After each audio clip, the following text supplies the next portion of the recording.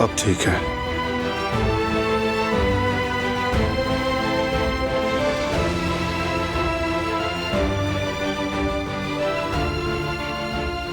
सब कुछ तुम्हारी वजह से ही खूबसूरत है,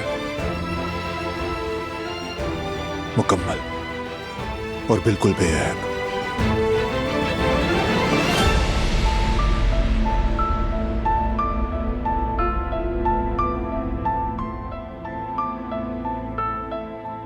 सिर्फ मेरी नहीं, बल्कि हमारी वजह से।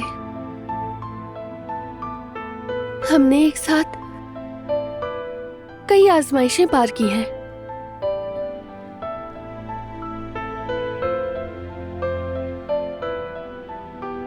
हमारी मोहब्बत को बहुत आजमाया गया और हम उससे भी सुरखरू निकले। खूनी दुश्मनी को खत्म कर दिया।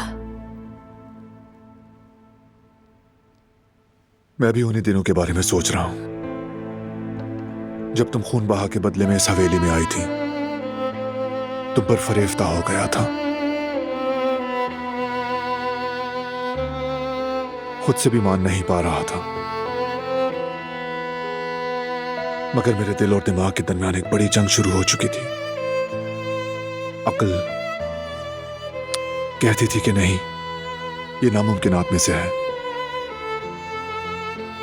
लेकिन दिल कहता था यही है वो जिसे तुम ढूंढ रहे थे। इस दुनिया में और कोई भी नहीं है, बस यही औरत।